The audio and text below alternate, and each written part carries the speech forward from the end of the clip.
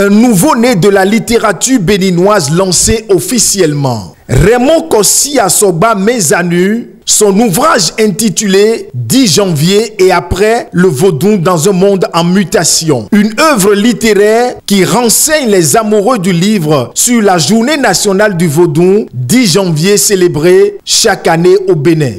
Disons que c'est le courage et la noblesse d'esprit que j'ai eu de descendre de l'étage de la science cartésienne pour rencontrer ce que vivent les populations qui utilisent le vaudou, mais qui ne vivent plus le vaudou et qui vivent des crises. Mais d'autres qui utilisent le vaudou pour régler leurs problèmes. Quand tu as un problème, tu vas vers le Bokono. Il y a une rationalité qui est utilisée. Quand vous allez vers le Huno, ils ne demandent pas votre identité, ils utilisent une manière de penser. Et j'ai appelé aussi cette pensée-là, la pensée du vaudou. Et donc vous voyez, quand j'ai utilisé ce groupe de mots, et je ne me suis plus retrouvé dans cette université avec la manière dont l'Occident règle les problèmes.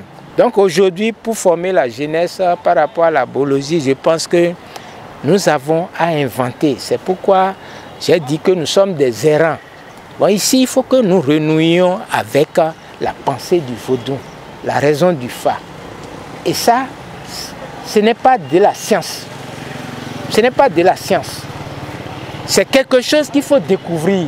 Cet ouvrage très engagé qui met en exergue le cultuel et le culturel béninois reçoit déjà l'assentiment des premiers lecteurs.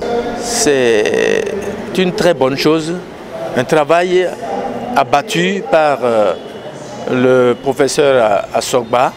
Si j'ai un appel à l'endroit de la population, c'est de recommander à chacun et à tous d'éviter les peurs paniques à propos de nos valeurs endogènes, à propos du vaudou qui a été diabolisé depuis longtemps pour nous déraciner depuis le temps de l'esclavage en passant par la colonisation jusqu'à nos jours.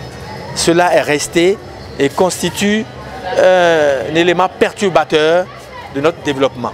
Les amoureux de la littérature africaine sont alors invités à faire la découverte de cette nouvelle publication de l'écrivain Raymond Kossi Assoba.